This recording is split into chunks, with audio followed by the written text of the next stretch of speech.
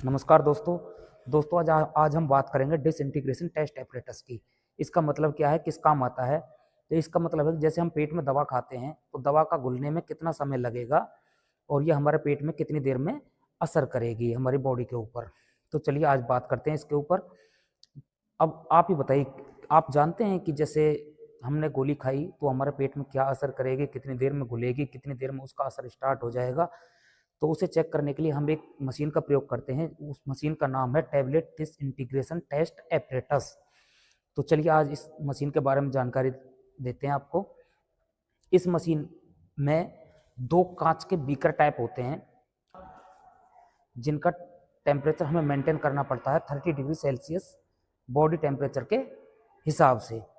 तो जब इस मशीन में हम दोनों ड्रम्स में हम टैबलेट डालेंगे और मशीन को स्टार्ट करेंगे तो ये दोनों अप एंड डाउन मूव करेंगे, जिससे हमें पता चलेगा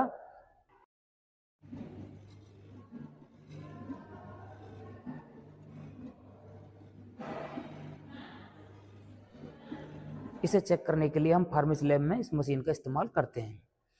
तो अब बात करेंगे, यह बिल्कुल ऐसे ही है जैसे हमारे पेट में दवा घुलती है।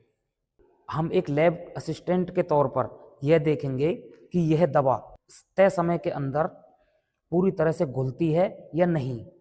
दवाई को घुलने में कम से कम कितना समय लगना चाहिए, कमेंट करके जरूर बताना। अगर यह अपने तय समय के अनुसार नहीं घुलेगी पेट के अंदर तो यह उतना असर भी नहीं कर पाएगी। तो इसलिए इसका क्वालिटी कंट्रोल में इस मशीन का बहुत ही महत्वपूर्ण योगदान है, बहुत महत्वपूर्ण भूमिका निभाती है।